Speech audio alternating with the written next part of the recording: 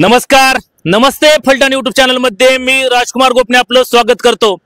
फलटण तालुक्यातील स्थानिक स्वराज्य संस्थांच्या निवडणुका अर्थातच फलटण नगर परिषदेची निवडणूक आता आगामी डिसेंबर जानेवारी महिन्यात लागण्याची दाट शक्यता असतानाच फलटण मध्ये या निवडणुकीचे वातावरण आता तयार होऊ लागले आहे। फलटण नगर परिषदेच्या नगराध्यक्ष पदाचे आरक्षण सर्वसाधारण जाहीर झाल्यानंतर फलटणच्या नगराध्यक्ष पदाचे उमेदवार कोण याकडे आता संपूर्ण फलटणकरांचे लक्ष लागून राहिले आहे। अशातच आता फलटण येथील जिंती नाक्यावरती इंडियन ऑइल पेट्रोल पंपाच्या समोर आळंदी पंढरपूर महामार्गालगत आपण पाहू शकता जे फलटण नगर परिषदेचे संभाव्य उमेदवार आहेत राजेगटाचे श्रीमंत अनिकेत राजे नाईक निंबाळकर यांच्या नावाचा मोठा बॅनर या ठिकाणी लावण्यात आला आहे।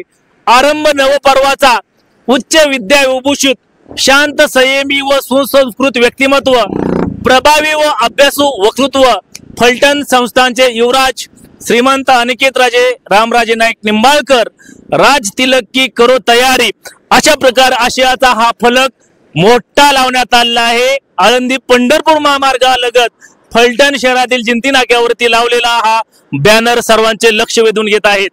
फलटण नगर परिषदेचा विचार केला तर श्रीमंत रामराजे नाईक निंबाळकर जे 1991 साली फलटण नगर परिषदेचे नगराध्यक्ष झाले आणि त्यांच्या राजकीय कारकिर्दीचा शुभारंभ झाला होता। यानंतर आता त्यांचे चिरंजीव असलेले श्रीमंत अनिकेत राजे नाईक निंबाळकर यांच्या राजकीय इनिंगचा शुभारंभ या नगराध्यक्ष पदापासून होणार का हे पाहणं अतिशय महत्त्वाचं ठरणार आहे। आगामी आता फलटण नगराध्यक्ष पदाचं आरक्षण जाहीर झालेलं आहे।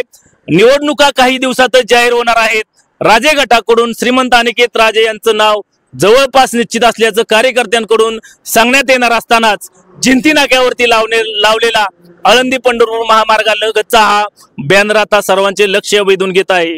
आमचे नमस्ते फलटणचे संपादक वैभव गावडे यांच्यासह मी राजकुमार गोपने, नमस्ते फलटण यूट्यूब चॅनलसाठी जिंती नाका फलटण।